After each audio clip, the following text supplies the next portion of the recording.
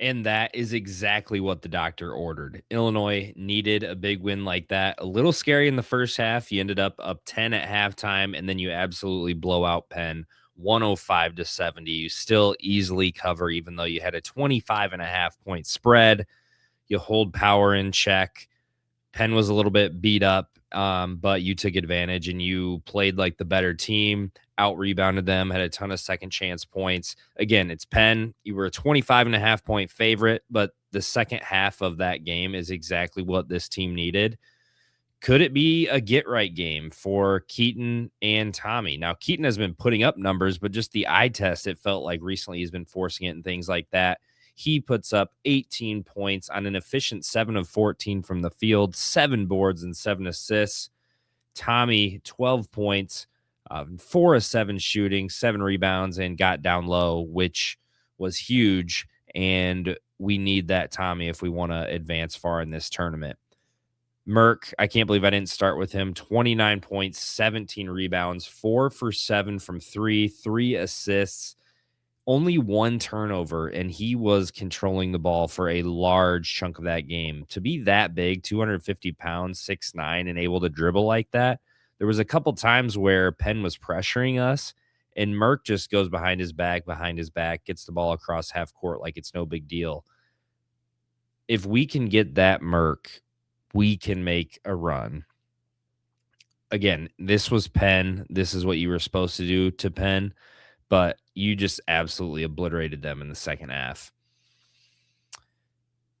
I really like that you stepped on their throats. They got it to within 9 or 8 there early in the second half, and then you kicked it up and went up like 16 and then really never looked back. Versus the last couple months, it felt like anytime you went up, you sort of let the other team hang around. Even like as recent as Maryland. Maryland's a bad team, and you went up 10 or 12 on them late in that game, and then they brought it within 4, and you were able to squeak that one out, but you definitely didn't step on their throats. So that was a really positive sign.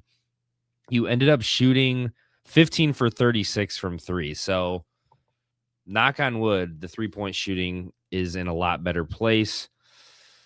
Saturday, it's looking like we're playing VCU. VCU coming off an overtime victory over North Carolina where they had to come back from 19 down. It was the 6th biggest comeback in NCAA tournament history.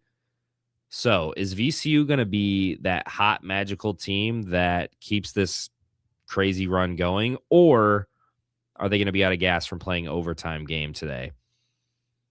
Really solid minutes from everybody. Ben had a great game. Z gave you some things. Andre wasn't super efficient, but I like how he drives to the basket when you're not hitting threes, and that's a huge thing as far as your offense goes. And then Kylan did a great job shutting down power, and he just felt like he was locked in more defensively tonight.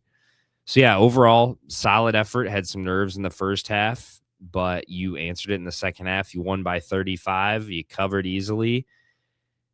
Now we're looking to Saturday night. Big game. We got less than 48 hours to get prepared for a VCU team. It's got some good guards. The Hill, I think, went for 34 for them.